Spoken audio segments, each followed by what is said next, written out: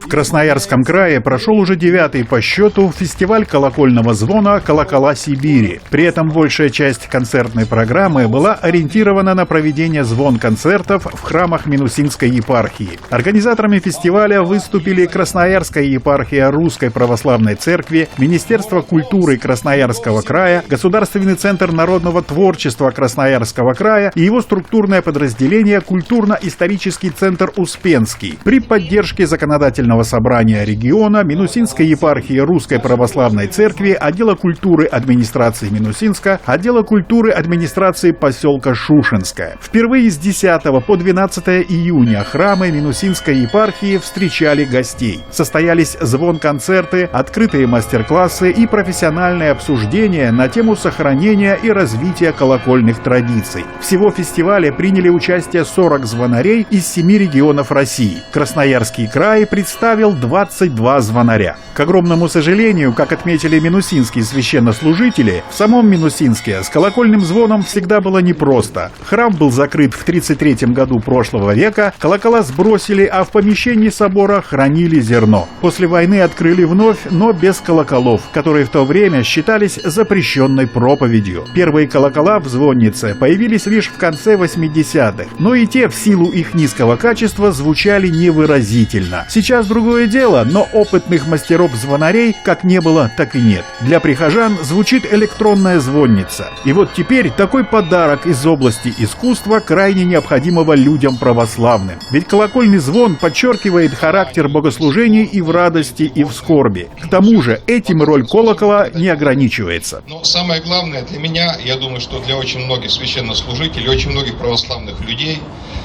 это один аспект колокольного звона, миссионерский и очень простой. Когда человек, в душе его проснулись гены Божьи, и он захотел потянуться к Богу, куда пойти? И он слышит, звучит колокол, он видит, блестит купол, он знает, куда идти. И он идет на колокольный звон. И найдет ли он или нет свой путь к Богу, встретятся они наконец или нет, потерянное дитя вернется или нет, вопрос сложный, но первый призыв уже прозвучал. Этот призыв — колокольный звон. Мира, благополучия, здравия вам, вашим родным и близким.